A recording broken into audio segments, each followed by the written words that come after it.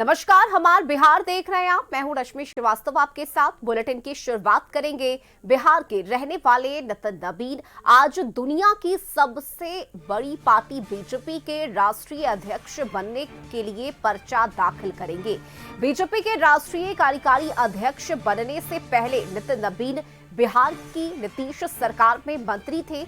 राष्ट्रीय अध्यक्ष के चुनाव की प्रक्रिया के लिए बीजेपी के सभी मुख्यमंत्री, प्रदेश इकाइयों के प्रमुख और अन्य प्रमुख नेता दिल्ली के बीजेपी मुख्यालय में आज जुटेंगे और पार्टी नेताओं के मुताबिक राष्ट्रीय कार्यकारी अध्यक्ष नितिन नबीन के पार्टी के 12वें राष्ट्रीय अध्यक्ष के रूप में निर्विरोध चुने जाने की संभावना है, क्योंकि प्रधानमंत्री नरेंद्र मोदी और गृह मंत्री अमित शाह सहित पार्टी नेतृत्व इस पद के लिए उनकी उम्मीदवारी का समर्थन कर रहा है।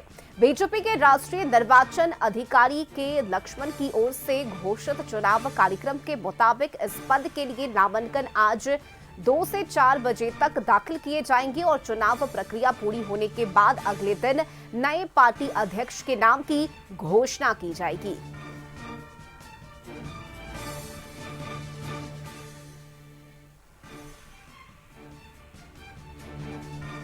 और दिल्ली से संवाददाता अंकित हमारे साथ जुड़ चुके हैं। अंकित, देखिए, नितिन नबीन बीजेपी के राष्ट्रीय अध्यक्ष बनने जा रहे हैं। हालांकि इससे पहले उन्हें कार्यकारी अध्यक्ष बनाया गया था, जिसके बाद आज औपचारिक रूप से अपना नामांकन वे दाखिल करेंगे।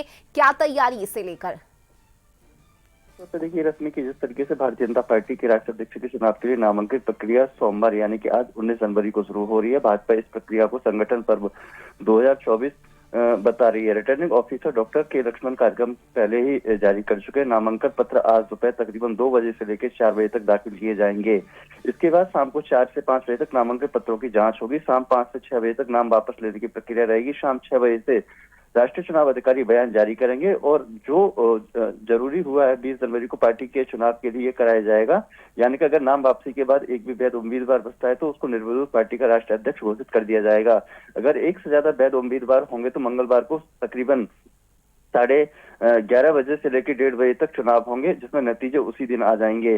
जिस तरीके से भाजपा ने भारतीय जनता पार्टी के राष्ट्रीय अध्यक्ष के लिए नितिन नबीन को हाल ही में कार्यकारी अध्यक्ष ने किया था और इसमें प्रक्रिया के बाद उन्हें प्रक्रिया का राष्ट्रीय अध्यक्ष नियुक्त किया जाएगा। इसको देखते हुए भारतीय जनता पार्टी के अध्यक्ष के चुनाव में वोट डालने का अधिकार राष्ट्रीय परिषद और परिषदों के निर्वाचित सदस्यों का होता है। इन्हीं सदस्यों से मिलकर इलेक्टोरल कॉलेज बनता है। यही इलेक्टोरल कॉलेज बीजेपी के राष्ट्रीय अध्यक्ष का चुनाव करता है।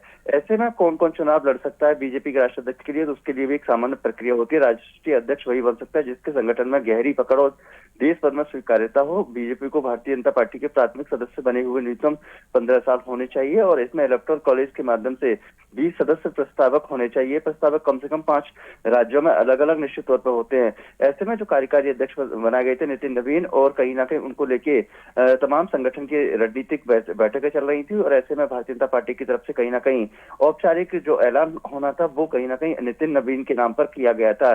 जिस तरीके से कार्यकारी अध्यक्ष होने के बाद में भारतीय जनता पार्टी के राष्ट्रीय अध्यक्ष कौन होंगे, ऐसे में कहीं ना कहीं भारतीय जनता पार्टी का जो तमाम संगठन के वरिष्ठ पदाधिकारी हैं उनकी तरफ से कहीं ना कहीं नितिन नबीन के नाम पर मोहर लगाई गई थी और यह प्रक्रिया आज से हो जाएगी और कहीं ना कहीं संभवतः स्थिति साफ हो जाएगी। जो कार्यकारी अध्यक्ष थे भारतीय जनता पार्टी के वही अब राष्ट्रीय अध्यक्ष होंगे। चलिए, ठीक है, बिल्कुल अंकित, अपडेट हम आपसे लेते रहेंगे, क्योंकि आज 2 से 4 के बीच ये प्रक्रिया पूरी होनी है, उसकी भी जानकारी लेंगे। फिलहाल बहुत शुक्रिया आपका इन तमाम अपडेट्स के लिए।